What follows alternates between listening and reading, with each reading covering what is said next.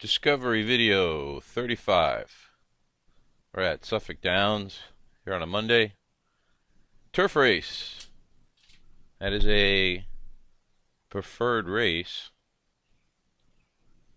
Over on the digest page, you follow the banner that takes you to the page with all the videos. Big red arrow right hand side. These are your value odds and overlay preferred races. In these types of races, I have a better than average chance on getting a high-priced value odds or overlay winner. And I have a good chance on the favorite running out of the money in these races. We got your non-graded stakes in all grade 3 races. It's new to the category.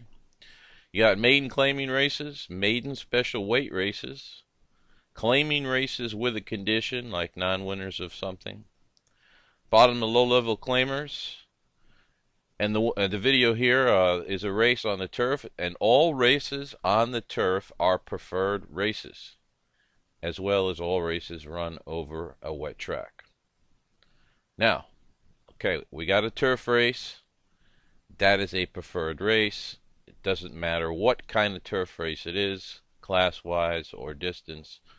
Turf is turf, and turf is turf. Now, we got a preferred race. What's the next thing we're going to do in our progression of working a smart plan? Obviously, we're going to look for a value odds horse, and we do have one here, number 4, Weekend on the Moon.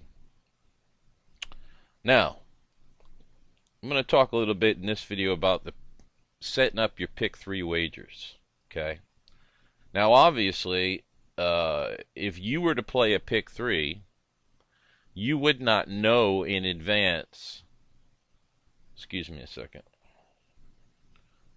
Okay, you would not know in advance in the upcoming races what the value odds horses are going to be odds-wise. But don't be concerned with that. Okay, just find the preferred races, find the value odds horses. Because the next thing to look for, if you want to know if a value odds horse is likely to go off at good odds, I've mentioned this before. If your value odds horse is morning line 15-1 or 20-1, which this horse is 15-1 morning line, when that happens, there's a very good chance that that horse is actually going to go off at good odds. Okay, psychologically, the betting public, there's a gap, there's a break there. 15-1 and 20-1, they think that those horses don't have a shot to win. They don't give them any kind of second look. Sometimes even 12-1 shots. Now, horses 10-1 and 8-1 morning line, sometimes they get bet down because in the horse player's mind, in the psychology of it all, an 8-1 or 10-1 morning line horse is like, you know, within the realm of what they think is possible. Okay, so you're looking ahead. Let's say here in this is the race. The race before this one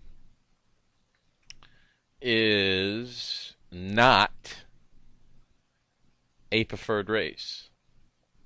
Okay, this is the 4th race. Let's say the 3rd race. We're at the 3rd race now. It's not a preferred race. When we look at the 4th race after that, we see it is a preferred race and there's a value odds horse. Then we look at the 5th race and we see it's a preferred race, but there's no value odds horse. Okay? You see how that situation has focused our attention to the 4th race? No value odds horse in the preferred race after this one.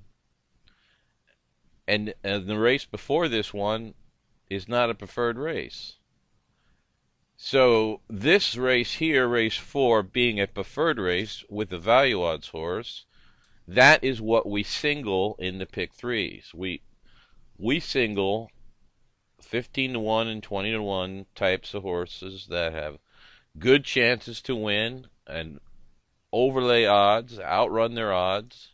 We single those horses in the pick 3. While many players like to find that quote-unquote sure thing at 4 to 5 to single in the pick 3. I don't quite understand that, because everybody's going to have that horse. Why would you want to be involved with a pick 3 wager in which your lone single is going to be a heavily bet horse? Everybody's going to have that ticket, and everybody's going to have that horse.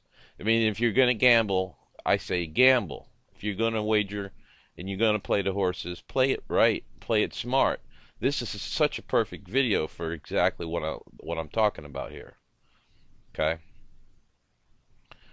So, if you've seen my other videos, you know what to do when we have a value odds horse like this. We single them. Now, who do we play in the other 2 races of the pick 3? Use your common sense. If you said the Group A horses, you were correct. Of course, the Group A horses are the top 4 picks in each race. So you're going to single the 4 as a sandwich in between the 2 other races in which there was no value odds in one and no preferred race in the other. And so the decision was actually made for us how to play this pick 3 by working our plan. And we're, just being a little smart with it. Now, let's take a look at weekend on the moon as far as betting this particular race straight up. First and foremost, if I'm looking at this race and I'm going to decide what to do, I need to know the odds near post time. And here they are. Now, if you have to go to work and you like to make your bets and you can't be there to watch the race live, that's not a problem. 15 to 1. Here's your odds near post time. Top pick was 8 to 5, then 4 to 1, 4 to 1, and then a big huge jump to 15 to 1 on our value odds horse. Obvious overlay, tremendous overlay there. Our true odds 6 to 1. Now, if you have to bet in advance and you say, well, how am I going to know? First of all, that pick 3 that I just explained to you, you would have put that together without knowing the odds anyway. But as far as betting this particular race, use the twinspires.com. They have conditional wagering where they let you set a minimum odds on any horse you want to bet. You could say, all right, I want to bet weekend on the moon, but I want no less than 10 to 1. And the conditional wagering will only place your bet if that horse is 10 to 1. You could say, 10 to 1, 0 minutes of post time.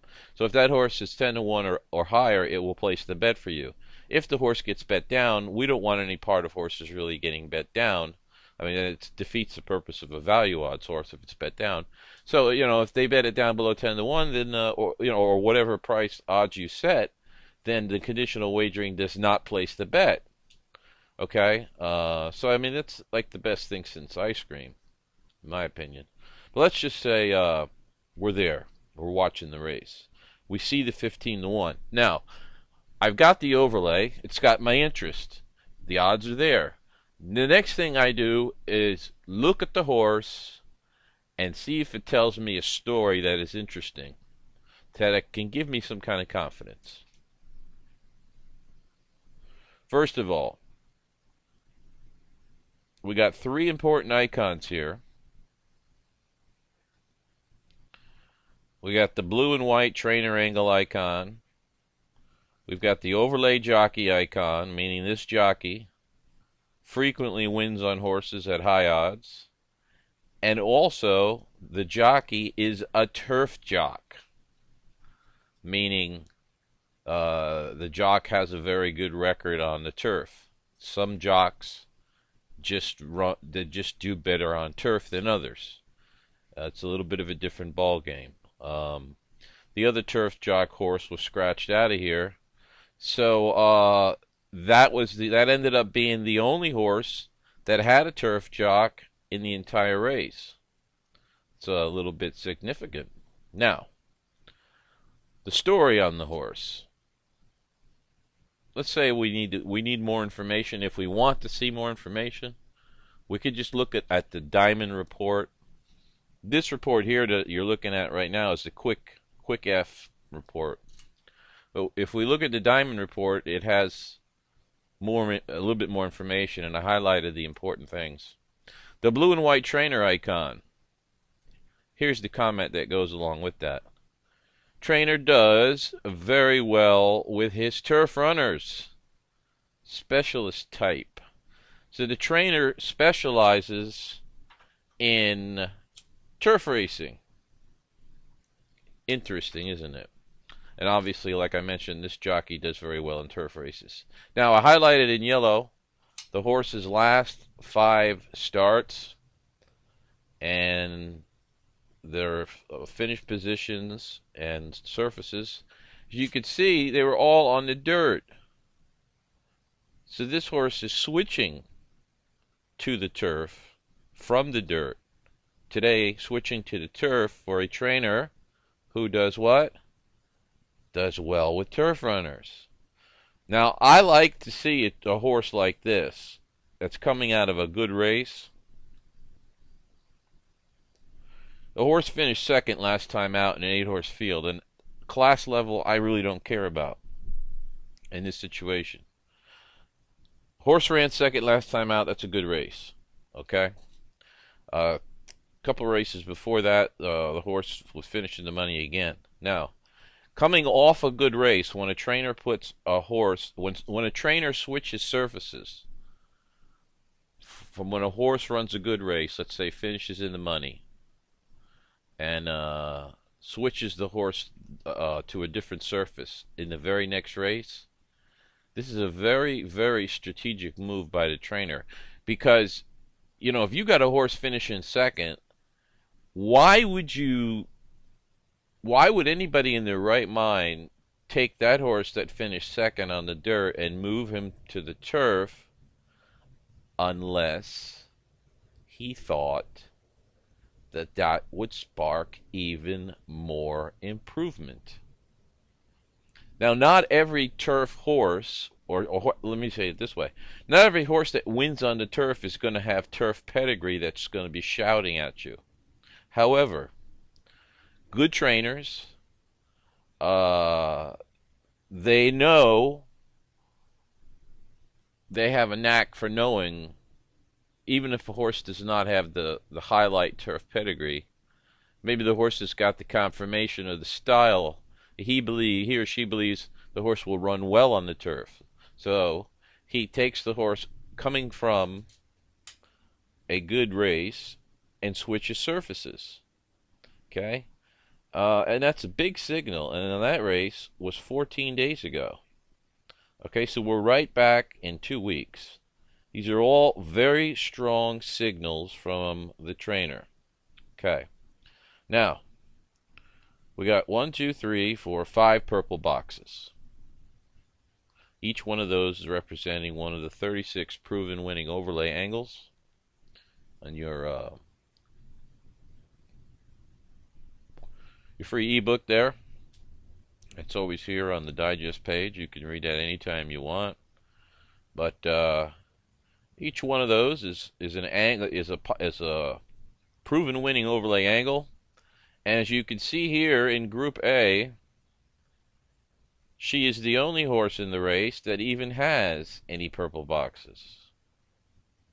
Okay. I want you to remember these little things. I'm saying a lot of little detailed things in this particular video that I really encourage you to watch this video more than once, because there's a lot of good nuggets of information in here in this video that you can use to make money with.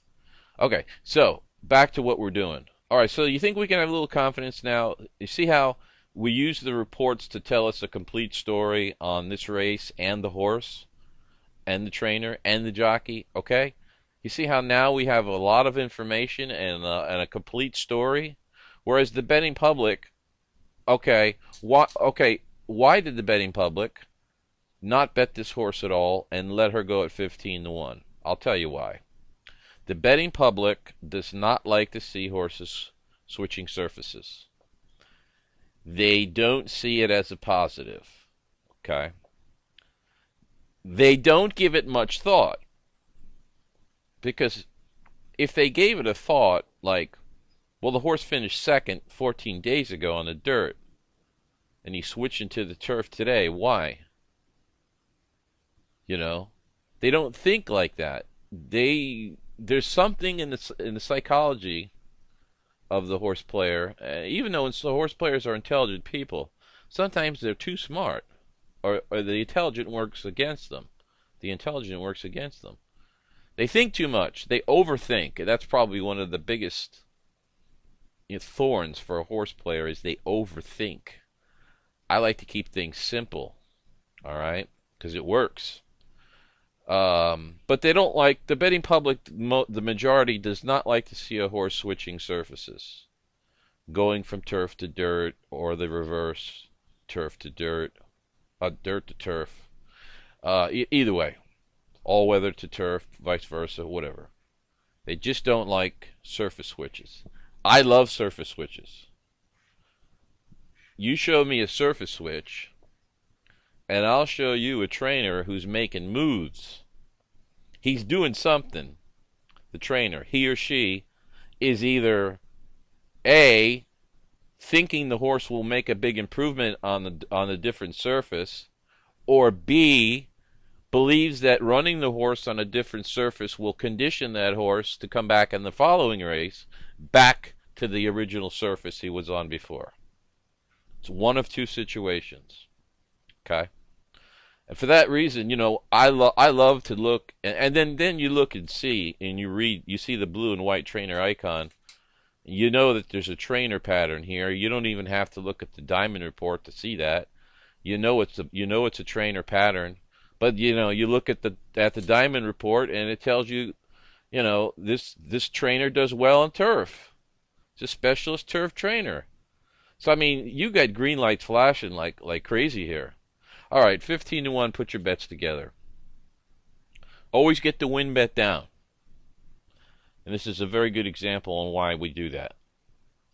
Even if we're gonna play exotic wagers, we must put the win bet down first. For the videos here, I go $10 to win. Your bet could be more or less depending on your bankroll.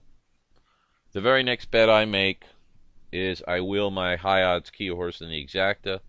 So that would be a 4-all exacta for $2. So if my key horse wins, I know I got a win. I got a win price for $10, and I got an exacta. Now, trifecta. Play it as such: 4 on top, all by herself. Then in the second position, we're going to put the 1, 3, 2, 5. And then we're going to play all for third. In the second position, what we've done is we've put the rest of Group A and the top horse in Group B. That's what we put in the second position. And we'll put an all for third, and if you got a 10-cent super, all for fourth. Now, that strategy in this type of situation will work more than not. However, in this particular race, we missed the trifecta and the super. But we have win money, we have exacta, and we have that pick 3 that I discussed in the beginning of the video.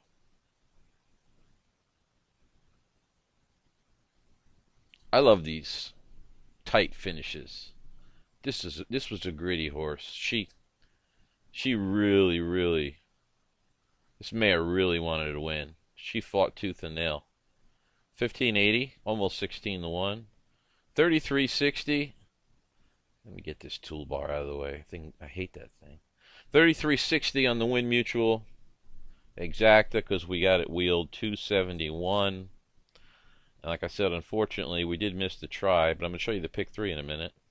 But look here, once again, the favorite, the betting favorite in a preferred race frequently finishes off the board, out of the money. The favorite, the second favorite, and the third favorite, all out of the money in the preferred race. This is another reason why I like preferred races. Anyway, I was explaining to you at the beginning of the video. You see here we have a dirt allowance race. That is not a preferred race. Okay, and when we're playing pick threes, when we do not have a preferred race, the Group A horses is what we look at. It's what we take. In this case, the 4 was a winner there. And of course, I showed you here our long shot in the middle. We have a turf race, a preferred race, 1 value odds horse. Obviously, that's going to be the single. And then in the next race, it is a preferred race. However, there's no value odds horse. So what to do? Like I said, Group A. Okay? Do you see how simple this is? I mean, basically, this was all set up for you. I mean, it was basically, and if you know how to read the reports and understand, this all falls into place in a matter of seconds to you. While it's taking me 20 to 25 minutes to get through this video, it's because I want you to learn. I want you to understand. But once you understand how to use these reports, this whole process that I'm going through with you, it takes literally just a few seconds to a few minutes to put all this together. Because see, the videos, they show you every situation that you will ever come across. And the series before this, there's 400 videos, 420, and this is 30 something. So we're closing in on 500 videos. So I encourage you to watch the videos. Absolutely, watch them more than once. And by the way, the cake here was the pick 3 that we hit with that strategy, and look at what it paid. $1,706. Okay. And the other 2 races, short price horses. But we had our big single at a price. That, that slice, that made the pick 3 pool sliced up to pie slices a lot bigger. All right, because not many people had the 4 in the pick 3. Well, that means there's a heck of a lot less people catching that pick 3, which means more higher payout, obviously. Now, I said I would end each video on the topic of bankroll management, so I will do just that. Very important piece to the puzzle. I've seen a lot of good handicappers over the years, decades, good handicappers, couldn't make money. Vice versa, I've seen people come who were good managing their money, didn't really know a whole lot about handicapping, and I've seen these type of people make money. Now, you combine somebody who's good with handicapping, and that person applies a bankroll strategy and a bankroll management, and I'll show you a horse player that makes a long-term profit. Now, your horse racing bankroll is defined as such. Money you set aside, obviously not money you need to pay bills with, but money you set aside for horse racing, whatever that amount is. On each bet that you make, and hopefully you're betting and concentrating on preferred races like this one, but in every bet you make, you want to bet a maximum of 1% of your bankroll to 2%. Now, this may mean that you have to start off maybe just with win bets till you build your bankroll up and exact this. This is fine. And I know guys that have, unlimited bankrolls and they only play to win. So, I mean, there's nothing wrong with betting to win. As a matter of fact, most of your professional players, your big whales, they don't mess around with exotics. They plunk their money on the nose. Okay, so it's not an amateurish bet to play to win. Although there's something involved with the ego of a horse player that he or she feels that they're only really a horse player if they've got all kinds of gimmicks going. Okay, exactas, doubles, trifectas, superfectas, pick 3s, pick 4s, blah blah blah, everything available. They got tickets running. That's called action. Okay, yeah, you can have action, you can have plenty of action, but You have to, if you want just action, then you'll have to, alternate your thoughts on the expectations of what you're going to get. You can have all kinds of action, and you can throw all kinds of spaghetti at the wall, and some of it might stick. But if you want to make a long-term profit, you look for the preferred races, you look for these situations, you use a maximum of 1 to 2% of your bankroll in any given race.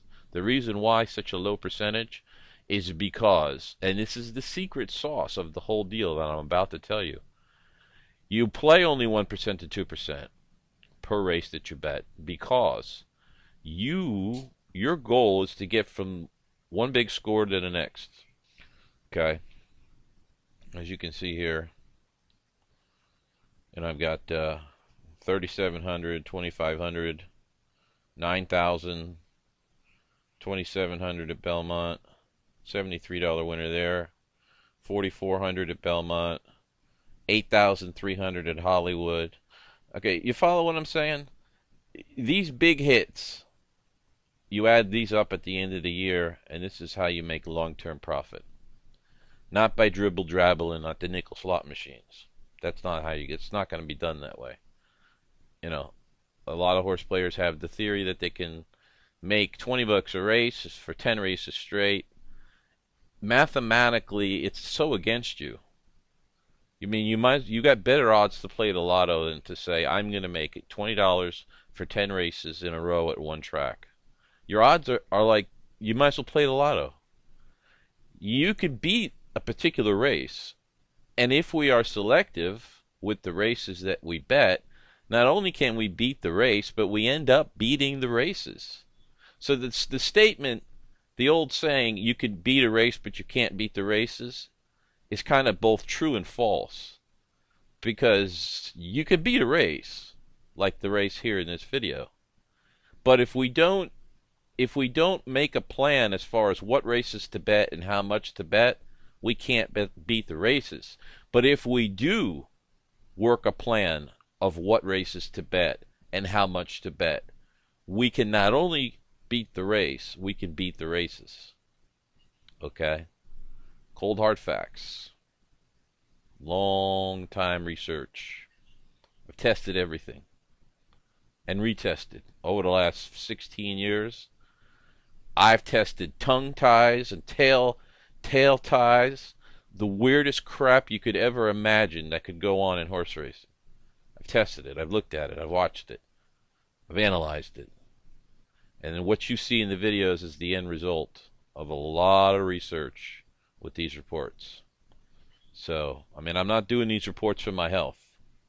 Although I do enjoy doing the reports because I like to see members learn and do well. And I love to get the emails from the members that are cashing the tickets and they're making money and they're happy. It's my job.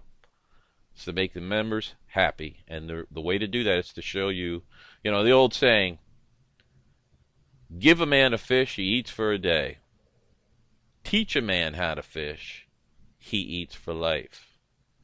So look at me as teaching the player how to fish so that player can eat for life. All right? I mean, that's my philosophy on it all. Anyway, we're at 29 minutes. I think I've rambled on enough. This was a very good video, like I said, to watch more than once. There's a lot of things that I covered in this 30 minutes that there's just a lot of different things that you might have missed me. As if you watch this once, you might have missed me saying something. You might have got distracted. So watch it again and again. It'll always be here when you have spare time, and you will. Whatever if your goal is to make a profit, you will. Just work the simple plan. All right. Once again, thank you very much for viewing, and I wish you the best of luck in all your wagers.